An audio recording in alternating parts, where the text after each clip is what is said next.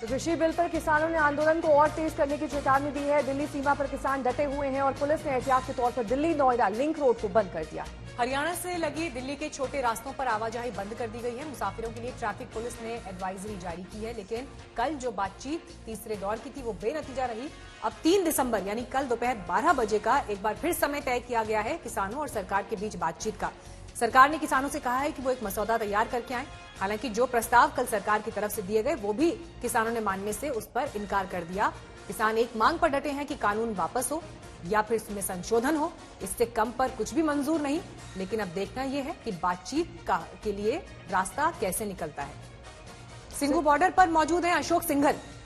अशोक, आज के दिन में जो खबरें निकल कर आ रही हैं, हालांकि अब कल के लिए भी तो रणनीति बन रही होगी, क्योंकि कल जो बैठक हुई वो बेनतीजा रही। कल किस मकसद और किस रणनीति के साथ, मसौदे के साथ किसान जाएंगे सरकार के सामने? देखिए, किसान आज पॉइंट वाइज अपनी जो मांगे हैं, जो उनके कंसर्न्स हैं, इश्यूज हैं, वो सरकार के पास भेजेंगे। सरकार ने ये कहा था कल कि आप रिटर्न में हमको भेजिए, तो आज वो रिटर्न में भेजेंगे। और किसानों का ये कहना है कम से कम बातचीत का सिलसिला शुरू हुआ है, लेकिन हमारी जो मांगे हैं तीनों कानूनों को वापस और एमएसपी को लेके वो जारी रहेंगी। उसमें कोई कॉम्प्रोमाइज नहीं है। किसानों की मांग पे वो अड़े हैं। किसान की मांग जो है वो रहेगी। सरकार को सोचना पड़ेगा, कानून वापस लेने पड़ेंगे। उससे कम हम मानने को तैयार नहीं है, नहीं तो आंदोलन तेज होगा। किसान साफ तौर से ये बात कह रहे हैं। उनका कहना है कि चाहे हमको कितने दिन यहाँ बैठना पड़े, हम यहाँ पे बैठेंगे। 6 महीने का राशन लेके आए। लेकिन सरकार के साथ कल वो गए थे 35 रिप्रेजेंटेटिव बातचीत करने के लिए। उन्होंने कहा था कि कम से कम एक बातचीत का सिलसिला शुरू हुआ है। उम्मीद है कि सरकार कुछ रास्ता निकालेगी। और आज देख सकते हैं कि सिंधु बॉर्डर पे किसान यहाँ पे धरने पे तो लगातार बैठे हुए हैं। तो अपने अपने इनके इश्यूज हैं, उनको लेके भी सरकार पर निशाना साध रहे हैं। और इनका कहना है कि सरकार को कुछ ना कुछ रास्ता निकालना पड़ेगा। लौटूंगी आपके पास अशोक, तमाम जानकारी और अपडेट्स आपसे लेंगे। लेकिन इस बीच गाजीपुर बॉर्डर का रुख करेंगे, जहां से मेरे सहयोगी कुमार कुणाल इस वक्त जुड़ गए हैं और साथ ही टिकरी बॉर्डर से हिमांशु मिश्रा हमारे साथ जुड़ गए हैं। कुमार, बहुत ही तस्वीर जो है वो डराने और परेशान करने वाली इसलिए है क्योंकि दिल्ली नोएडा के जो बॉर्डर है वहां पर लोगों को परेशानी है। दिल्ली हरियाणा का जो बॉर्डर है वहां पर लोगों को आवाजाही में परेशानी है। सभी रूट्स डाइवर्ट किए जा रहे हैं। ऐसे में कल और ज्यादा स्थिति बिगड़ सकती है। जी बिल्कुल, स्थिति तो बिगड़ेगी। और ऐसा किसानों का भी दावा है कि अगर सरकार से बातचीत सफल नहीं होती है तो आगे उनका आंदोलन बढ़ेगा। इस बीच मैं आपको एक तस्वीर दिखाऊंगा कि यहाँ गाजीपुर बॉर्डर में इस समय यज्ञ चल रहा है, हवन चल रहा है और जो किसान है वो सरकार की सद्बुद्धि के लिए प्रार्थना कर रहे हैं।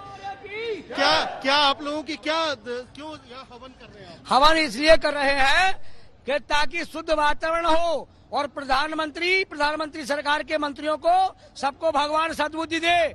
जो वो बात नहीं मान रहे हैं, अहंकार में है, भगवान उनका अहंकार नष्ट करे और किसानों की बात माने। जो किसान अन्नदाता है उस अन्नदाता की बात माने और भगवान उन्हें सद्बुद्धि देगा। जो हमारी हवा जा रही है ये यज्ञ के माध्यम से उन्हें सद्बुद्धि देगा भगवान। हम भगवान पे विश्वास रखते हैं।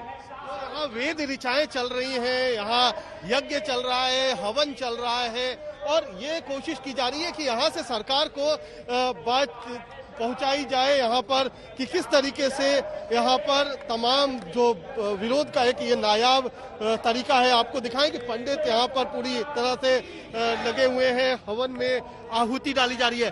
क्या यहाँ से आपकी आवाज वहाँ पहुँचेगी कल बातचीत? अरे आवाज तो परमात्मा तक पहुँचेगी। इन्हें भगवान सद्बुद्धि देगा। जो बैठे ठेकेदार हमारे ये देश के, जो हमने राजा बना कर भेजे हैं, इन्हें परमात्मा सद्बुद्धि दे। आज ये दुर्योधन बने बैठे हैं जो आज आम इंसान के, आम नागरिक की बात को नहीं सुन रहे, नहीं समझ रहे।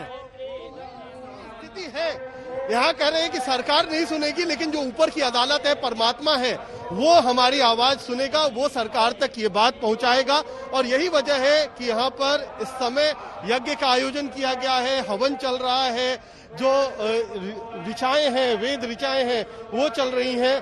तो यहाँ पर है जी, सरकार सर कॉरपोरेट सेक्टर के लिए काम कर रही है। सबसे बड़ा दुखद पॉइंट ये है कि 1947 के बाद किसानों की स्थिति आज भी नहीं बदली है। बेहद दुर्भाग्यपूर्ण स्थिति में यही है कि स्थिति नहीं बदली है, तो स्थिति कैसे बदलेगी? प्रदर्शन का रास्ता हो चुका है, लेकिन अब प्रार्थना का रास्ता बचा है और उसी प्रार्थना के जरिए लोगों तक, भगवान बिल्कुल, तक, आप सरकार तस्वीरें तक दिखा रहे हैं आवाज कुमार पहुंचाने